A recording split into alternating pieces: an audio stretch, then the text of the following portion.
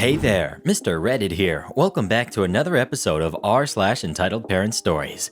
Our first story we'll be reading today, My Adventures with a Wholly Entitled Mom.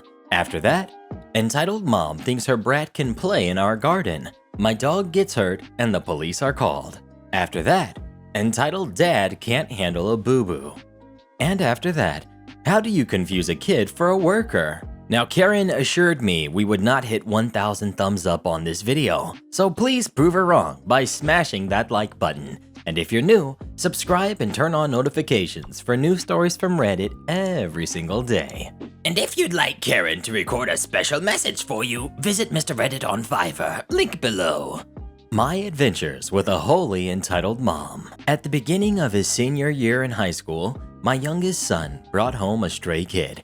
He quietly took me aside and asked if this boy could stay at our house.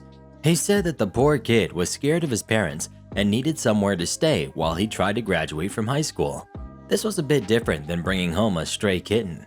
I, of course, started asking questions. The first, which was what was the kid's name? I recognized the last name though, and was hoping in the depths of my soul that his mother wasn't who I thought it was, because this gal was bonkers. A vicious pounding on the front door just a few minutes later confirmed my fears. There was the bonkers lady on my porch. With her were two cops. She immediately started screeching that I had taken her son. To this day, I have been unable to find out how she knew her poor son was at my house. The boys hadn't told anyone they were coming here for fear of this happening, and this was way before cell phones were common. I stepped outside and stood with my arms crossed, waiting for her to stop screaming. While waiting, I looked over the two cops that were with her. I could see right away that one of them was going to be a problem because of the way he was frowning. The other just looked embarrassed. Then she stopped screaming to take a breath, and I started talking.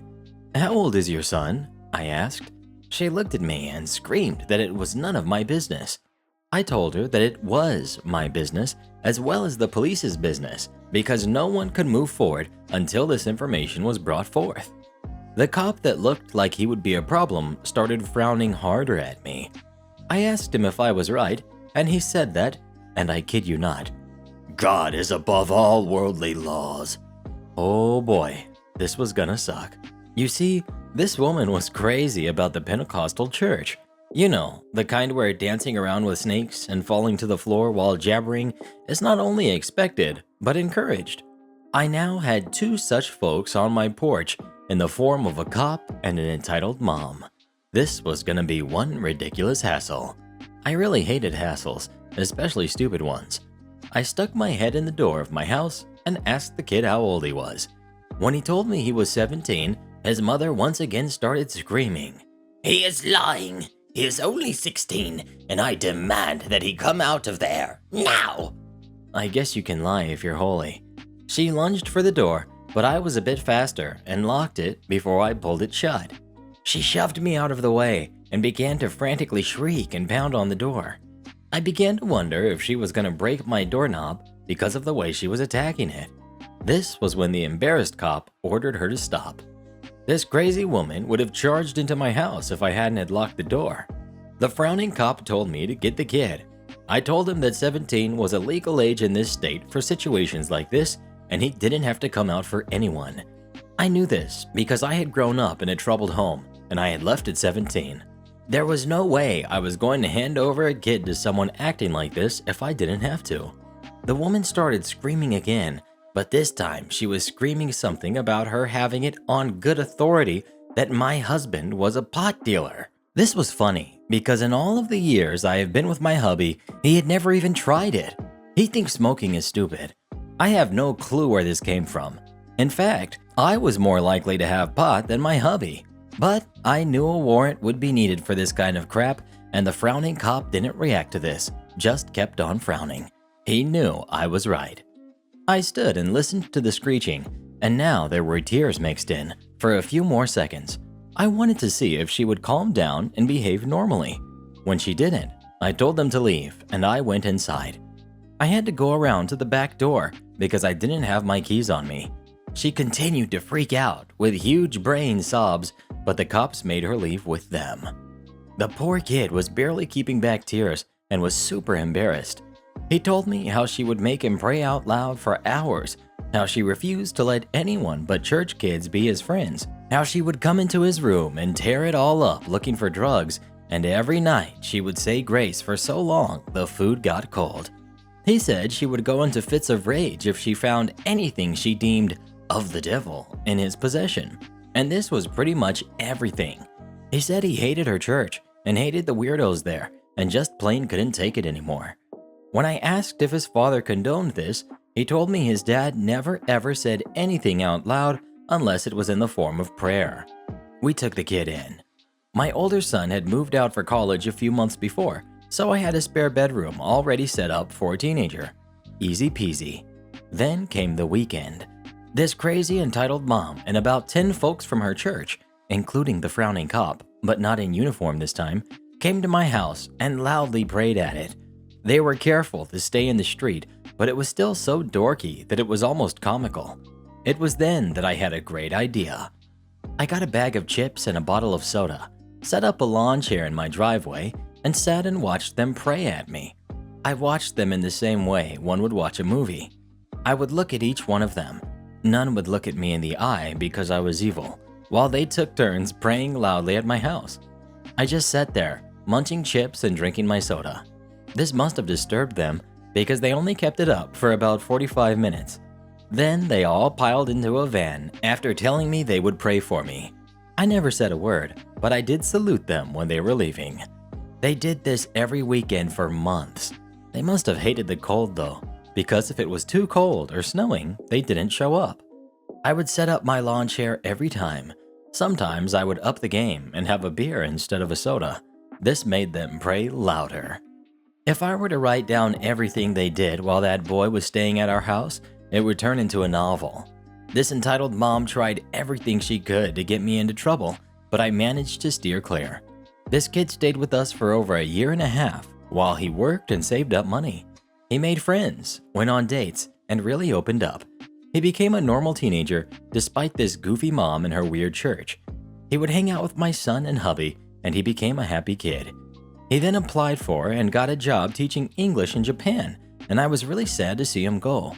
He was a really good boy, and we enjoyed having him with us. 4 days after the kid left for Japan, his crazy entitled mom came over to tell me that God had listened to her prayers, and now her baby was out of our den of depravity. I only shrugged when she told me this. Whatever lets you sleep at night, entitled mom. Whatever lets you sleep. Next we've got entitled mom thinks her brat can play in our garden. My dog gets hurt and the police are called. Cast. We've got Karen. We've got entitled kid. We've got my mom and me. Think back to the summer of 2018, the year this story occurred. My mom and I were home alone because the rest of our family was either working or at school. We're sitting in our kitchen and chatting a bit, while my cute dog is outside in the garden napping under some trees. We can watch her through our kitchen window that offers the perfect view into our garden. Said garden is quite big. We have a miniature tree house, a lot of plants and flowers, fruit trees, etc. And in the far back is a big trampoline, a sandbox, and 2 swings. We live at the main street of our suburb, so a lot of people pass by over the day. Our backyard is not only cut off by a gate, but the garden is also separated from the parking space for our cars through tall bushes. You can barely see the garden outside of the property, and you're only able to see one of the swings at a specific angle. The gate was closed when the story happened. So, my mom and I are just talking, when suddenly my dog appears next to me, very much frightened. Trying to calm her down, I sit on the floor and cuddle her, wondering what scared her so much that she fled the garden. You have to know she's very easily scared. She never barks and doesn't attack in situations of danger. She runs. So obviously, something must have happened, and it wasn't the neighbor's cat for sure. While I'm on the floor level, my mom has a perfect view into the garden and suddenly says, "What the actual heck?" I stand up and look outside as well, only to see a woman and her daughter I've never seen before in my life stand in the middle of our garden. My mom and I decide to confront her, obviously, and go outside. My sweet pup follows us, ready to protect us, even though she is scared to death. I love her and would die for her, not gonna lie. Mom. Excuse me, what are you doing here? Entitled Mom. Entitled kid just wanted to play, and I need to relax for a bit. This playground is just perfect for her. She sits down on one of our outside stools. Mom. I'm sorry, what? This is private property. My family lives here. This is our private garden. You can't be here. Entitled Mom. Don't be silly. This is public space. She literally closed her eyes and faced the sun after that. I'll never forget that. Mom. You are literally trespassing. I want you and your daughter to leave right now. Entitled Mom opens her eyes again. Don't lie to me. I'm not stupid. Me. Okay, miss. We're giving you a minute to collect your kid and leave our garden, or we're calling the cops on you. You're committing a crime. Please get your daughter and leave. Entitled Mom. What the heck? Are you people stupid or something? My daughter just wants to play, and she's not breaking anything. Me. I was really mad at that point. Just leave our garden, or I will sue the crap out of you. She had the audacity to roll her eyes at me. My mom and I just look at each other, and she takes out her phone to call the police. Karen sees this and suddenly gets up really fast. Okay, we're leaving. Calls for Entitled Kid. You stuck up jerks. We decide to ignore her and just watch her kid walking over to her with a shovel in her hand. My mom still has the phone in her hand, ready to call. Entitled Kid. But Mommy, I want to play. I know, but these bad people don't want us here. They're really mean to us, so we have to leave. But Mommy. Entitled Kid just cries out, Mommy, for a solid minute while the entitled mom is taking her time getting ready to leave our garden. Now, remember that my sweet angel dog was still next to me, scared, but ready to protect my butt. Suddenly, that darn entitled brat just stops crying, looks at my dog, and throws the shovel at my dog and actually hits her hard. That thing being made out of metal must have hurt like heck, and my dog cries out in pain. I pick her up as fast as I can, basically screaming at the kid that she just willingly hurt a living and feeling animal, while my mom doesn't even wait for a second and calls the police. Entitled Mom is yelling at us that she and her brat didn't do anything wrong and that it was our own fault, that she's ready to leave, etc., while actually trying to leave, but since there is only one exit out of the garden because our high bushes block the rest, my mom simply blocks it. I'm calling my brother at the same time to come home as soon as possible to go to the vet with our pup. My brother and the police arrive at the same time, and while he takes my angel away, I stay with my mom. Entitled Mom is still yelling, and Entitled Kid is crying again. Forget that kid, honestly. And Entitled Mom, being a true Karen, tries to blame us. But since she's obviously not where she's supposed to be, and she's fighting back, she hit one of the cops in the face. She finds herself in cuffs pretty quick. In the end, Entitled Mom got convicted for trespassing and assault of an officer, but because her little jerk attacked my dog, they got away with that. I don't know the medical terms, but my dog's neck was hurt, and she was on medication for some time. But the worst thing is that she is now scared of little brunette girls because the brat looked like that, and she avoids the garden if someone is playing with the shovels. To this day, I still ask myself how the heck a person can even think that our garden is a public playground. You can barely see it from outside of the property. So yeah, shout out to the entitled mom and entitled kid that hurt my dog and gave her a fear for life. Genuinely, go forget yourself. Next we've got Entitled Dad Can't Handle a Boo-Boo. So this happened about a year ago, but it wasn't the first or last time, or even the most ridiculous. Obligatory sorry for grammar or tense errors. Here we go. We've got entitled dad, who's entitled father-in-law. We've got mother-in-law, we've got husband, and me. So not to get into too much background, but my husband and I are living with his parents. They were struggling to pay their mortgage and needed help. I really didn't want to, because I knew how difficult it would be. I cried for weeks when they asked. I was so depressed, knowing what was coming. We moved in with a few conditions. One was privacy and respect for our space, and the other was no fighting in front of our kids. Entitled dad drinks too much and can be pretty awful. Anyway, on to the story. During the move, we had the movers move the big stuff, but leave the small stuff behind. So later on in the day, husband and I are going back and forth from our old place. Husband is doing the bulk of that, while I start to unpack and organize that new home. Entitled Dad somehow cuts his finger. It's messy, but not an emergency. Either way, CVS is 2 blocks away, and he has a car available to him. Mother-in-law and husband are about to take another trip back home. Entitled Dad tells husband to pick up Band-Aids, and husband says he can't right now. Entitled Dad doesn't like that. He says something snarky to husband. I didn't hear it, but I could tell by the tone of his voice that he was salty. Husband walks out after 1 or 2 word rebuttal. I am in the closet in my bedroom, putting our clothes away.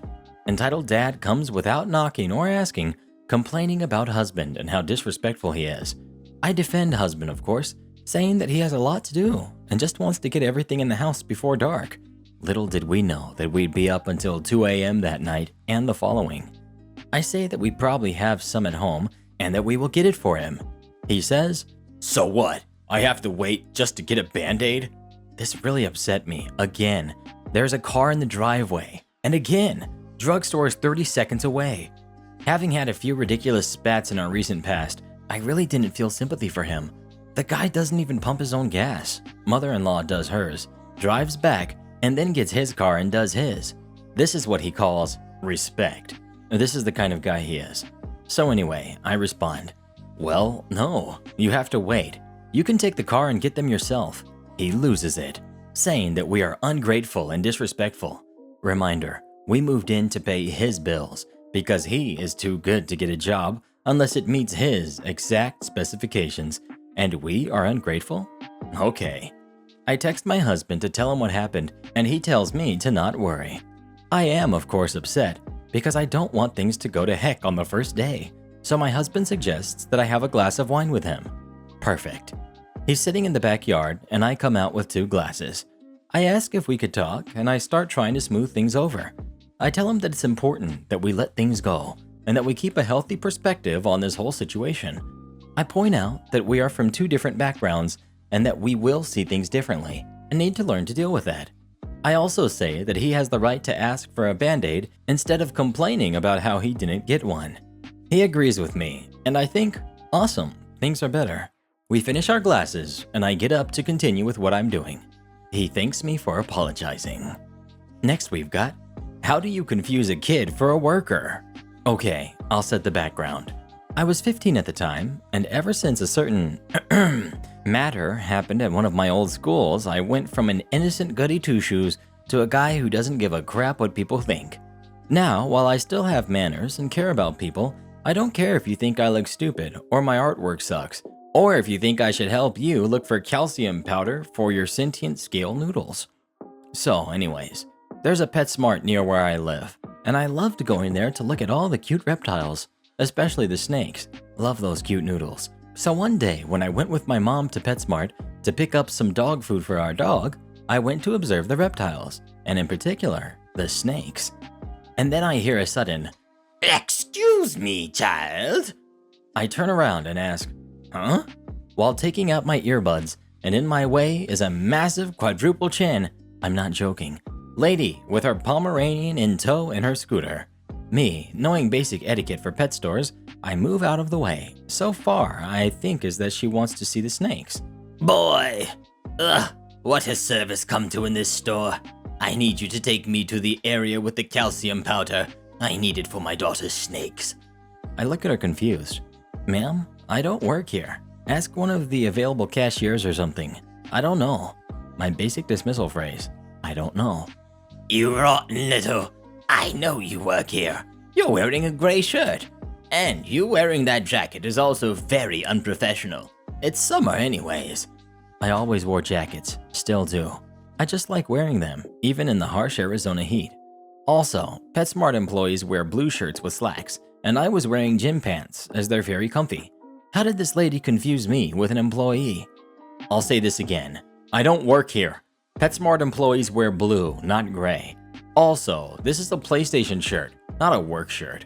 I pull back my left part of my jacket to show the PlayStation logo on my chest. You little child, I swear I'll get you fired. And? I love using that line. Always gets people mad. You don't treasure your job? Not really, as I don't have one. Yeah, you don't. You obviously know the power I have at this store. Do you even know who I am? I decide to get cheeky. Yeah, you do have power in this store, as they have to get management to kick you out for eating the dog chow. Why, I never. And she legit slaps me. Not like a disciplinary one, like a full-on slap war smack. Luckily for me, I used to be a softie when I got hurt, so I start to tear up. And even more luckily, my mom just came around the corner with the dog food and saw her slap me. She ran to my aid and smacked the lady. My mom has always been protective and has only sworn in my presence once before, and even then I wasn't paying attention so I didn't hear it. But this time, Mama Bear just had a 20-hour nurse shift with jerky coworkers and a hostile work environment, and she was mad. She slapped the lady back and cursed her out. She then grabbed me by the hand and told her to never get within air-breathing room ever again. Mom picked up the dog food, bought it, and left. While we were leaving, the lady yelled, "But the child works here. You're stealing him." I know that sounds fake, but I swear to Kami that's what she said. She took a cart and thrusted it at us, well, as much as she could manage in her scooter. I heard it coming and simply put my hand behind me and stopped the cart. Mom must have heard that cart, and she turned and death stared at her. Oh my god, I have never seen such a deadly stare from my loving mom. Even I got scared. Not for her though, but for the whole parking lot that would get caught in the crossfire if she tried my mom again. We left, and as compensation for being such a cool bean, we went and got some fast food from a place that I can't remember for lunch. I'm now in college, and that still makes me chuckle at the pit of my soul. And shoutouts to our Re-Generals of the day: Shadow Warlock, Sans the Skeleton, Shahar Byrne, Fantastic Mr. E, and Milo Lewis. Become tomorrow's Re-Generals by leaving as many Re's as you can in the comments below.